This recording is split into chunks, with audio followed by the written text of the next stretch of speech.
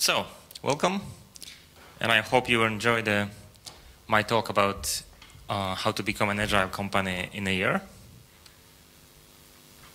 My name is Andrew Mleczko. I'm originally from Poland, but right now, since 2008, I'm working in Italy with Red Turtle. We are a Plone and pyramid company, but we are very close to Plone from the early beginnings. The headquarters is in Ferrara. And this talk today will be how we have changed our internal processes and how we have internally changed from a very chaotic company to a very agile company. Or maybe we are still somewhere in the middle, but we are more organized right now and we have fixed a lot of things that we have struggled in the past. So, let's start. So, let's start with some Greek mythology. So, anybody knows what was in the beginning in the Greek mythology? Anyone?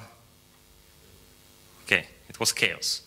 So, that was also the case of our company. We have practically too many tools, like I think a lot of you guys here, you are struggling with the same thing. And we didn't have any standardization. So for each project, almost, we have been trying to apply different patterns, right? So we have been fixing the same problems over and over again. And if I'm talking about too many tools, I'm talking about the fact that I don't know, we have a track or even a clue mapper at a certain point that was the bug tracker. We were using the Lotus mail for communication. We did have Plone for document management. We have another tool, which was the, I think, POI tracker to communicate with the customers. And so on and so on and so on. So the point is that we have all of those systems, they have different authentication, so you cannot share the authentication easily.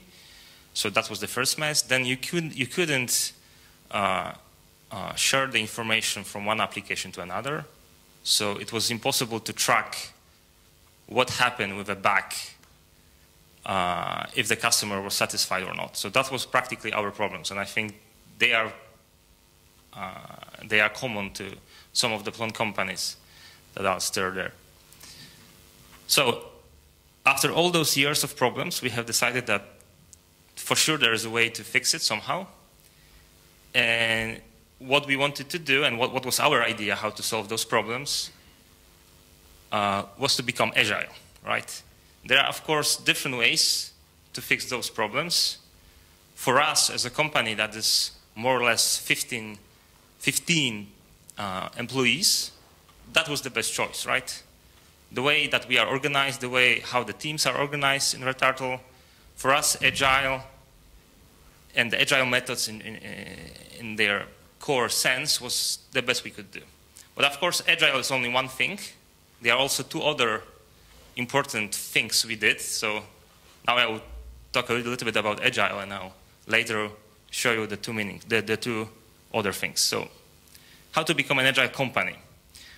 What we thought that could be interesting, also to bootstrap a little bit the enthusiasm, because changing your mentality, changing the mentality of developers, is quite difficult, right? People are used to some very bad habits. I mean, they are used to things, they are used to do things in a bad way, and to change the way they are doing things is difficult, right? It takes time. And sometimes it is really nice if you have a bootstrap, you have something that can kick somebody from his seat to another one. And we have invented, I mean, we have tried to do several trainings in the last 10 months, more or less. So we have invited people that are, of course, smart, but also that are very enthusiastic, right? So they are very full of energy. So we have invited guys from Jarn, for example, the Norway company.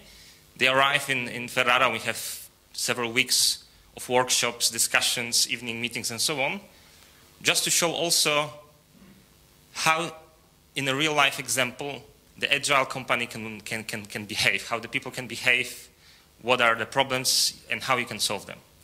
So after those kind of trainings, we have also invited, of course, the agile masters, right? So the Kanban masters, the Scrum masters, and so on. They were really teaching us all the methods and what is the agile really about.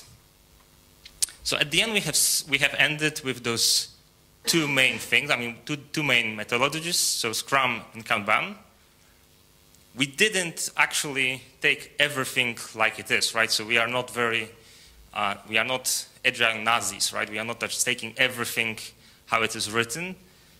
For instance, from both of those, we have taken iterations, but we have changed a little bit some naming, and we have trying to adapt it to our internal, for our internal use. So for example, we are not naming and we are not using stories, we are calling them customer requests, not only because of the name, also what is inside. I mean, for us it is something much bigger, but it has a, I will show also that later, but it has also, it puts a lot of focus on the fact that the story is really related to the customer, right? So this is not an abstractional story. This is not a project story. This is the request that comes from the customer. So we have taken the iterations, as I said. From Kanban, we have taken the board. So we are using the, I will show that also later. We are using the main steps that you have in those 3 columns that are in Kanban board. We are also using them. And all those small pieces that were good for us from one methodology and from the other one, we have combined. And since now, I think they are starting slowly to work quite efficiently. So this is very shortly, what were the small steps we have taken to become more agile. The second step, the second main issue, the second main factor was the ease of standardization, so the certificate, right? Of course, they are all combined together because it was much easier to obtain the certificate when we have started to do all those agile trainings and changing the internal processes. But this was important also as the last push because everybody was really focusing how to obtain it. There were, of course, a lot of written documentation and so on.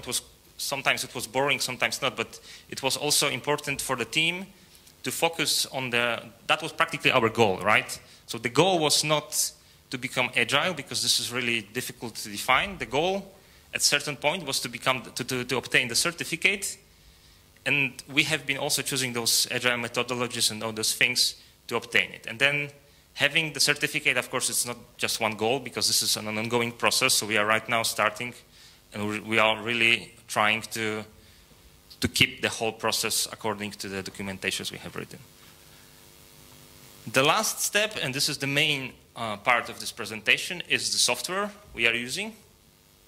So a part of being agile and a part of having the certificate, we have Penelope, right? So at the beginning there was chaos, then after some time we have started the Penelope.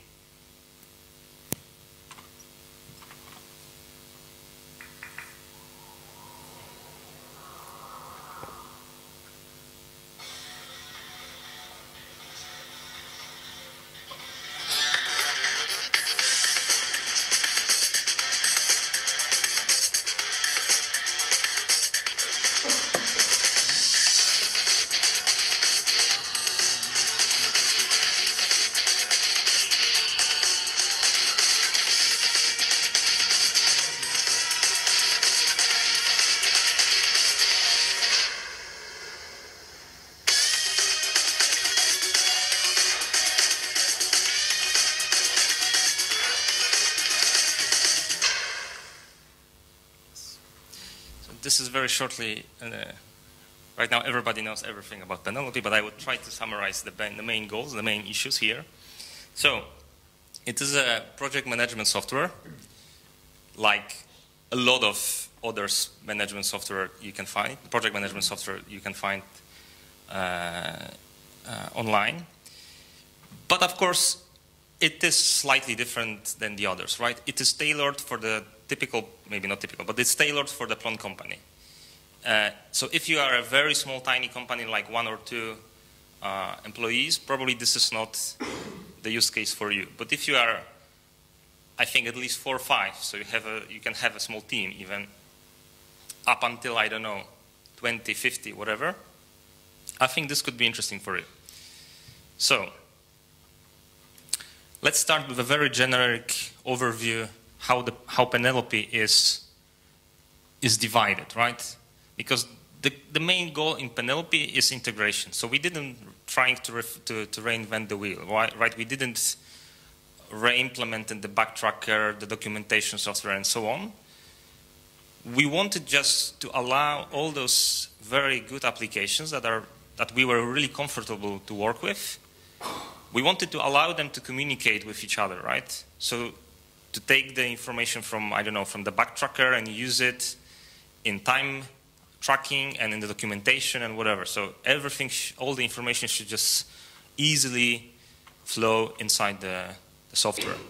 So those are the 3 main areas, right? We have the main scope is the project, which has some metadata, of course. There's a customer, there are users, groups, permissions, roles, and all of the things you can define in the project. And this was really written because this was missing, right? This is the part that is mainly the written applications.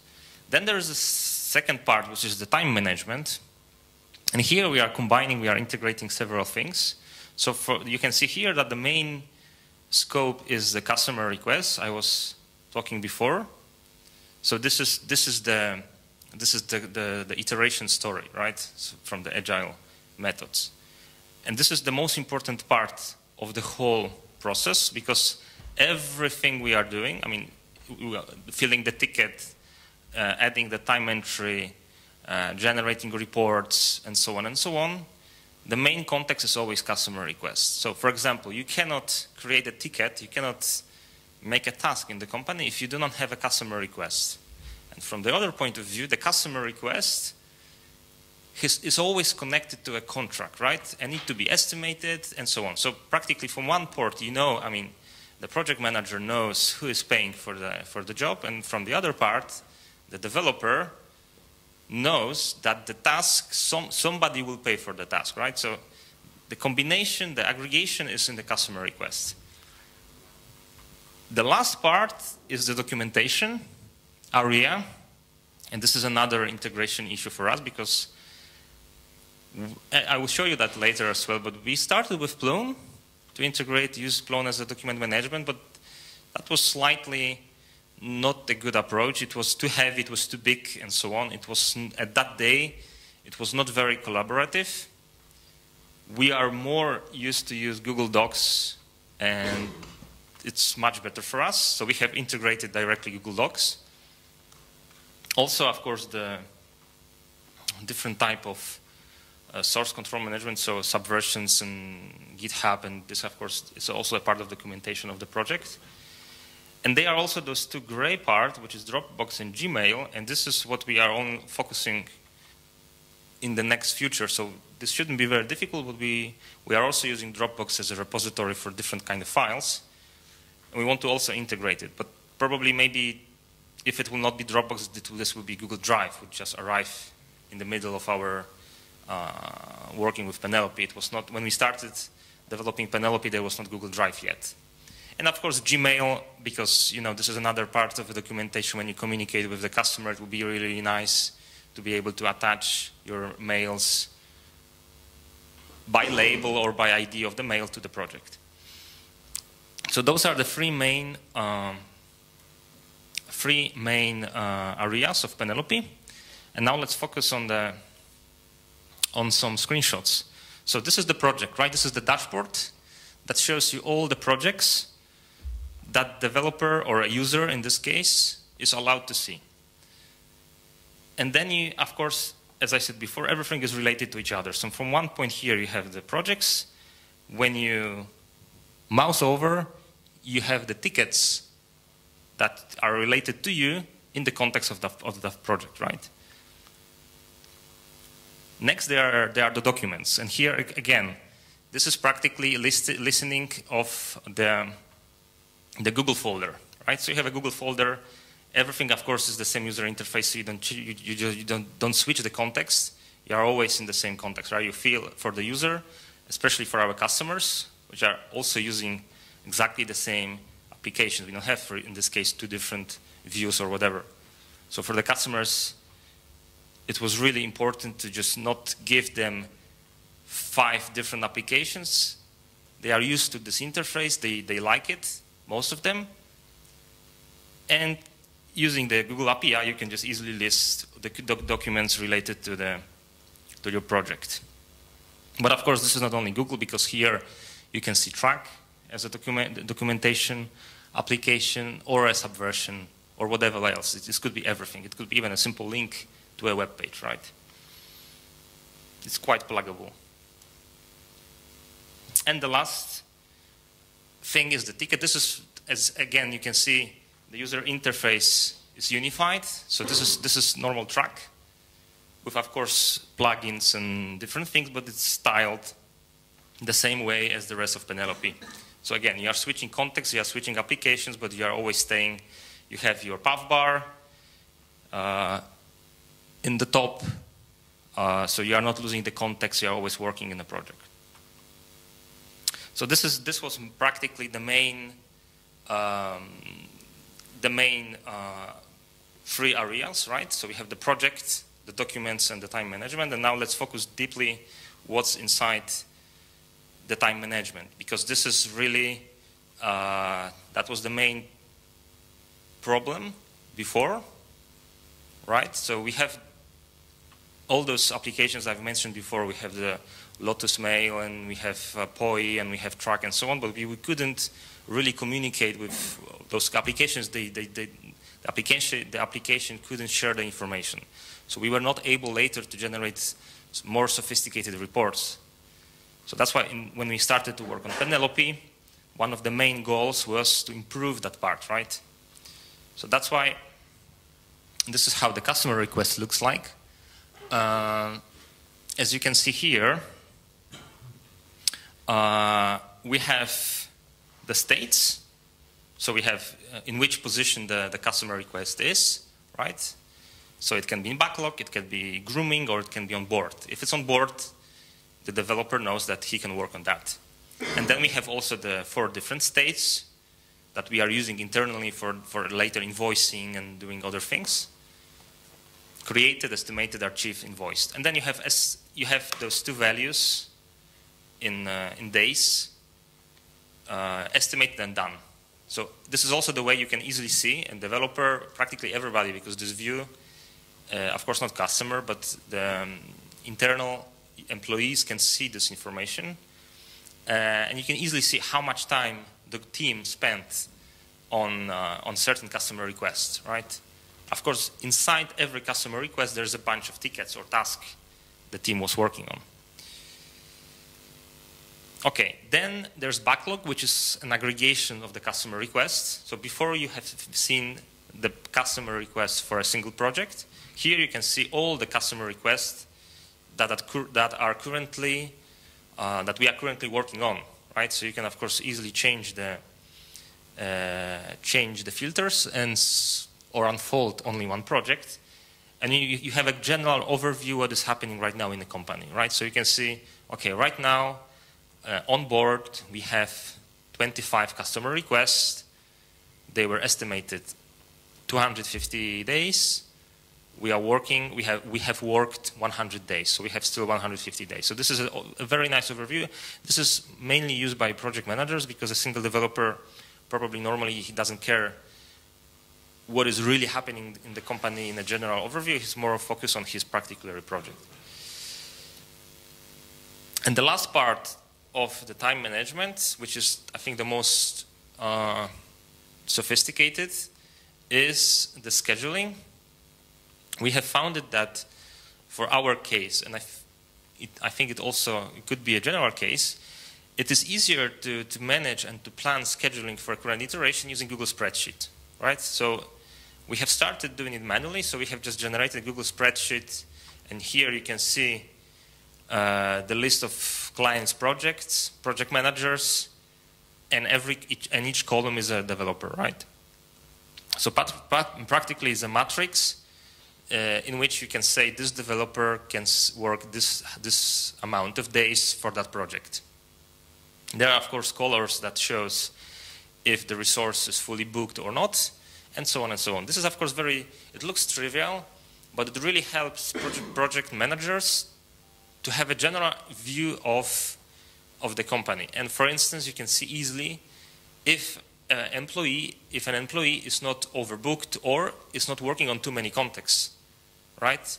Because this is what we are doing each iteration. So iteration for us is 2 weeks. Before the iteration starts, we are generating this spreadsheet, and project managers decided, okay, we have this amount of resources, those projects, and they are choosing practically how many days each person can spend. So this is very useful. Personally, I can say that this was the main improvement, maybe not main, but the most significant one, because before, apart of the fact that it was difficult to say on which task I should work, which day, and so on, because we have a lot of ongoing projects. So we don't have one project per person. Each person normally works on 4 or 5 projects sometimes. So to avoid multiple task switching, right? So I don't want to switch every day on 5 projects. I would like to work 3 days in a row on a project to be more productive. So this tool really allows you to do that. Of course, you need to trust your project manager, so he will not be a complete asshole and he will not give you 7 projects in a day. He will not allocate you that, right? But of course you trust him, so he cooperating and talking with him allows you to avoid those kind of problems. This spreadsheet is also generated automatically. So right now we are using also the Google APIs, so each developer has his own calendar, and every time he wants to take a holiday or there's a national holiday or whatever, of course it is put on the calendar, and the spreadsheet is generated automatically. So the numbers you can see here, for example, for Mirko, you can see that he has 10 days, the first number, and Andrea, which is on the left, he has only 9, which means that he already asked for 1 day of holidays. Right, so you don't need to, as a project manager, you don't need to check each calendar manually and generate those numbers. This can be done automatically. And so on and so on. Later, this spreadsheet activates the customer requests. So if there is something happening in a project, the customer request is activated, right? So because here you can see sorry, not the customer request, the project is activated. So you can see, okay, they are blurred, but in the first column there's a list of projects. And if the project is allocated, it's automatically activated and it is an active state. The last part of the time management is the track report, the track query, which we are also using a lot. Is quite simple, right? This current iteration query. It shows you all the tickets you have that are assigned to you and that are also related to an active customer request. So this is practically the main view. Every day you just start a day and you see, okay, those are the tasks, those are the active tasks, right? So those are the things that I should work in the current iteration. And of course it is my responsibility to order them by priority or by blockers, not blockers, and so on, right? We are not very structural company. We are not a corporation. So at certain moment, the project management ends, right? And it ends in the moment in which the project manager tells you what is the customer request you should work on. So if it's, I don't know, data migration, okay, right now you are working on data migration because we have all the information, the customer paid for that, and you should work on that. Even if you have a super interesting ticket that is about integrating Twitter Bootstrap in your layout, we don't have all the information from the customer request is not active, you shouldn't work on that. And you can easily see it in the report. Yeah. So, the next part is the work measurement, right? So we have the time management, we have allocated the resources, you know exactly, we have estimated the customer requests, but now we need to collect the information how much time I really spent as a developer on certain task. And we have two possibilities to add this information. The first one, which is my personal, I like it, is something like a remember the milk fast entry, right? So if you know remember the milk, you know how fast you can enter tasks, right? This is very similar. So you just start typing. There are some shortcuts or key binds, and you start just with your project. Then you make hash and start to type the title of the ticket you were working on. Then you put the description, what you really did, and the amount of time you have spent. Enter, and it's done. The main focus here, what was really important for us, comparing to the previous applications, is that it should be really fast, it should be stable, reliable, so the users will not spend too much time finding the proper application, clicking, not clicking, and so on. Because previously, I mean, we have of course also collected the time entries, right? How much time every developer spent. But because the application was really difficult to use, everybody was entering a very generic information. Let's say, I was working 8 hours on that project. Okay, but right now we would like to collect more detailed information, right?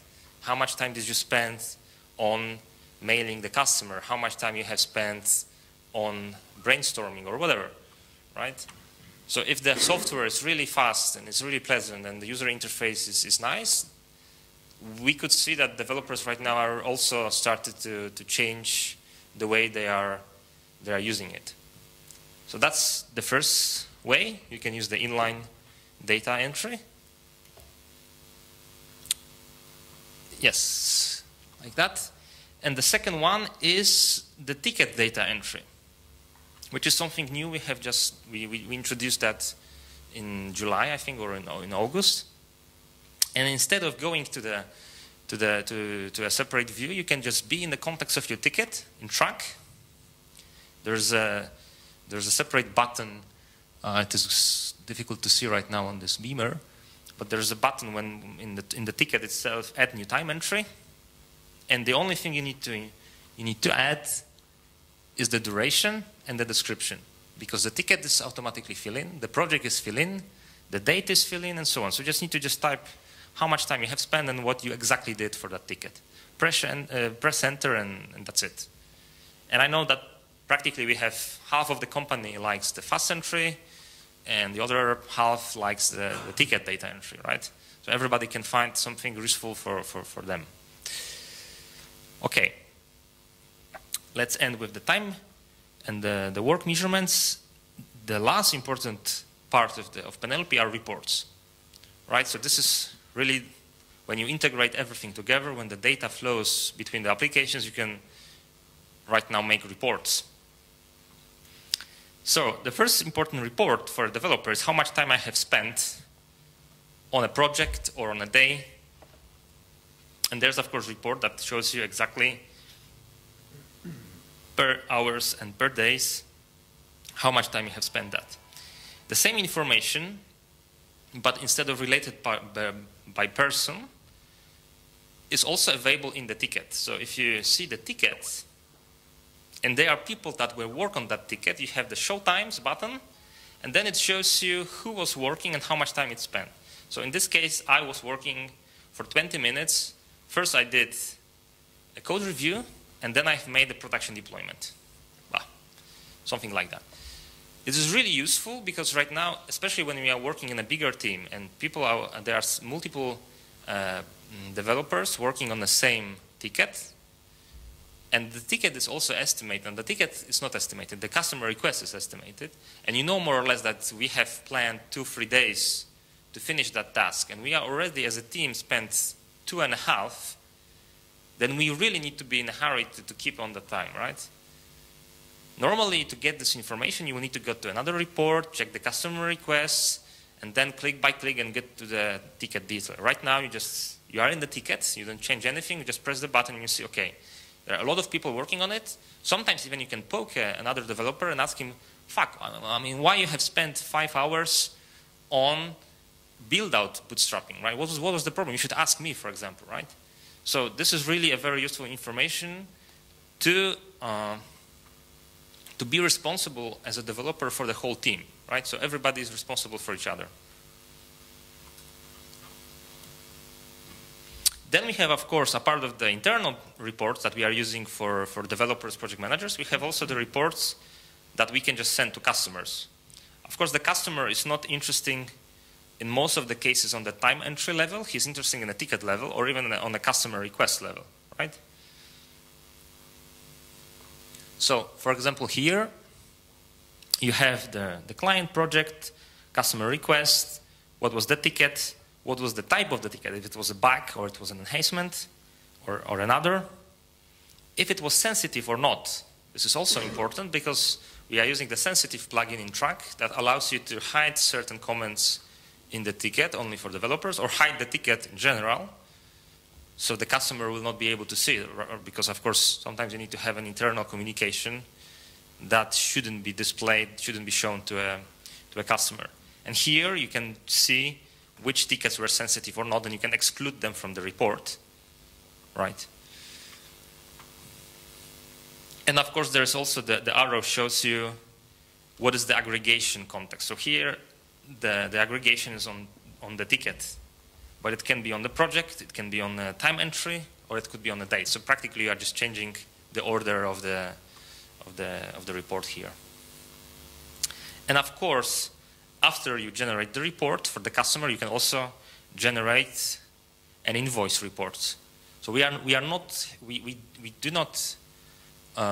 don't have in Penelope the full booking system, right? So we are not generating invoices here, but we are generating reports that are attached to an invoice, right? And then, of course, invoice is generated, is made in an external application in this case. But the report is enough to do it.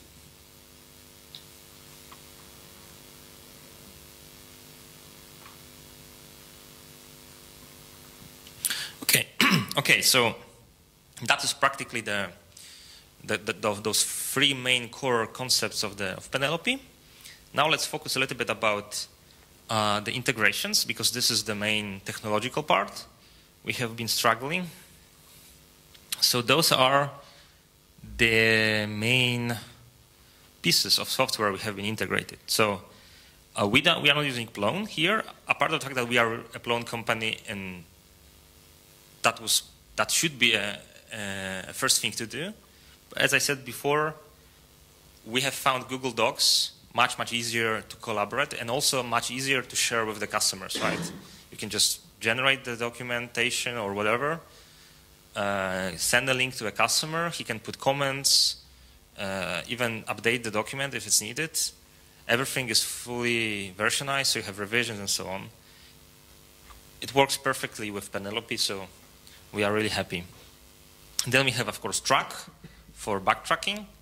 I know that a lot of people are really pissed off with Track, they don't like it.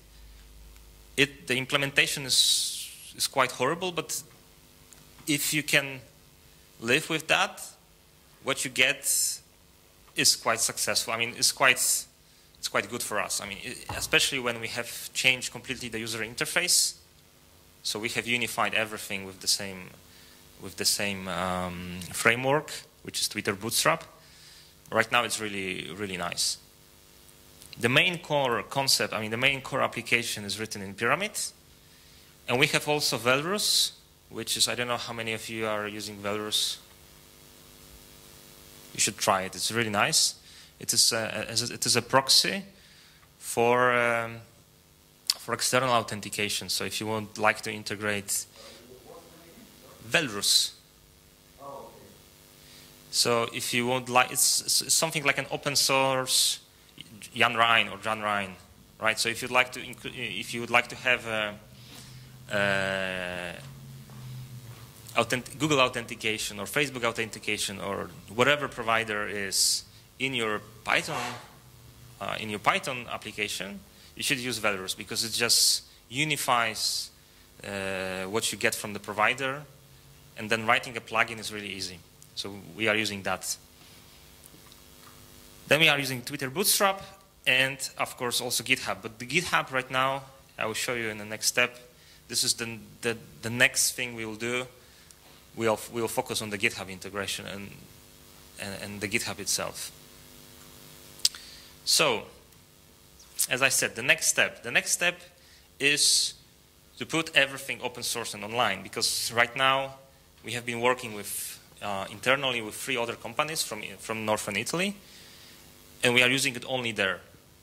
There are a lot of custom code because we have been tuning it for a turtle purpose and for the other companies' purpose, but right now we would like to share it. So before we will, of course, share it, we need to clean up all the crappy code.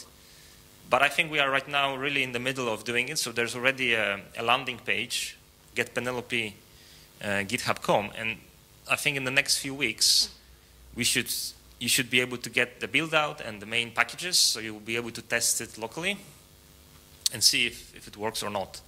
I think the code is quite modular, so it is also pluggable. So of course there is the main core concept is returtle based. I mean, we did it for us. But because we are a Plone company that I think has a similar problems as a lot of other Plone companies, it shouldn't be very difficult to tune it up and to customize it for your needs, right? So I don't know exactly how many people will be interested of doing it, but I think if there will be several companies that will contribute, this will be really, we will be really grateful. So that's it.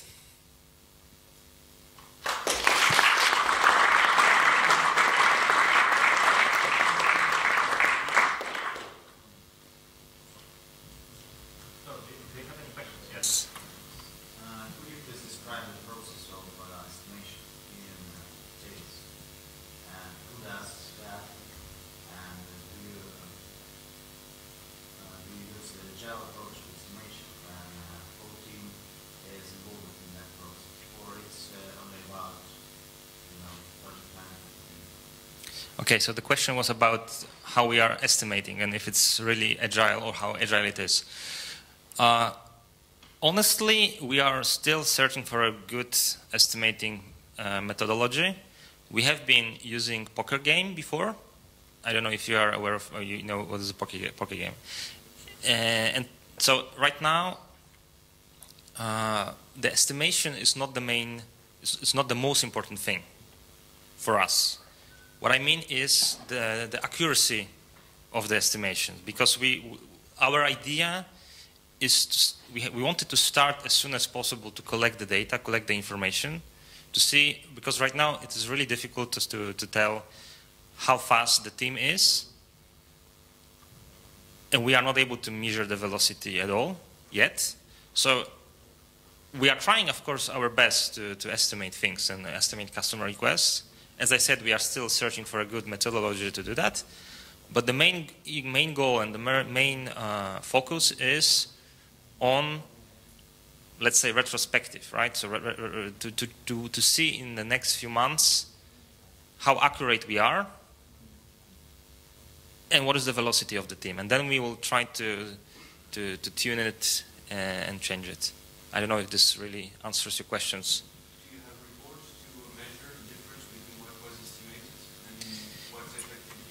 Yeah, I mean, this is the backlog I was showing you.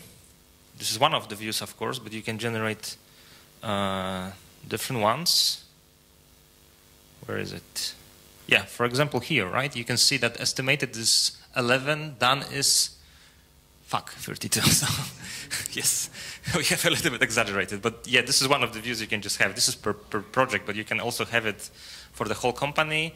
Plus, yeah, you cannot do it per person, but you can do it for a team, right, that was working on the project. So that was our choice. Yes.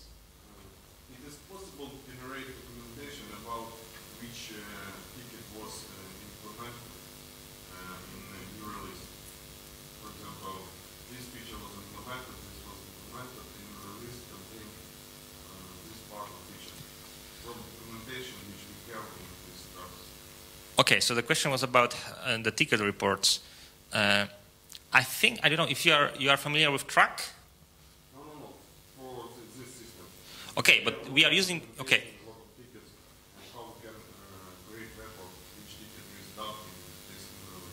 Okay, so yeah, for this we are using pure Track reports, right? Because the tickets are in Track.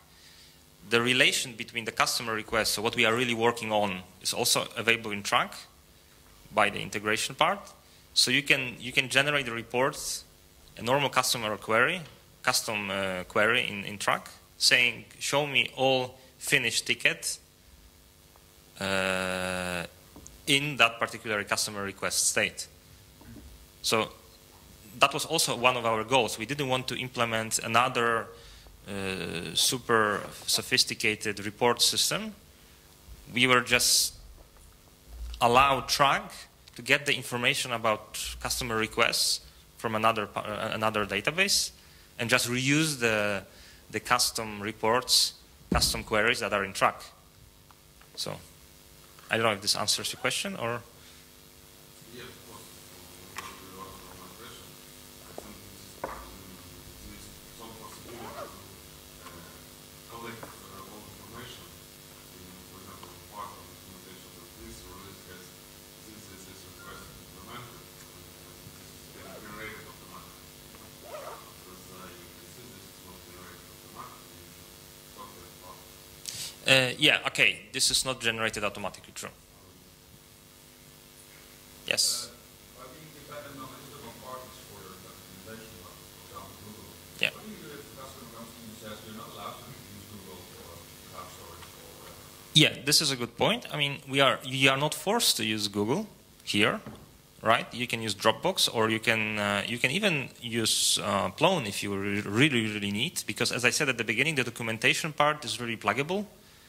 So if we will have a customer that really will care about the privacy of the documentation, we will just for that customer, we will use Plone, for example, or any other repository, right?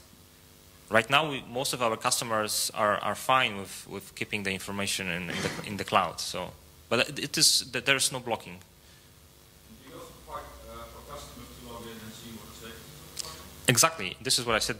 Maybe that was not clear. I mean, this is one of also the main issues here. We are using the same interface. The customers can log in into Penelope. Of course, they don't see everything. They see only the things they are allowed to see, which means in the context of the project, they can see, for example, which tickets are done.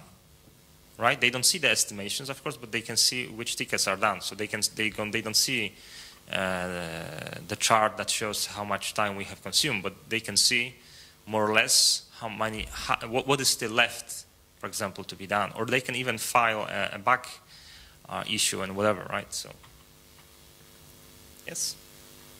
Is there any way to digitally organize hierarchically customer requests?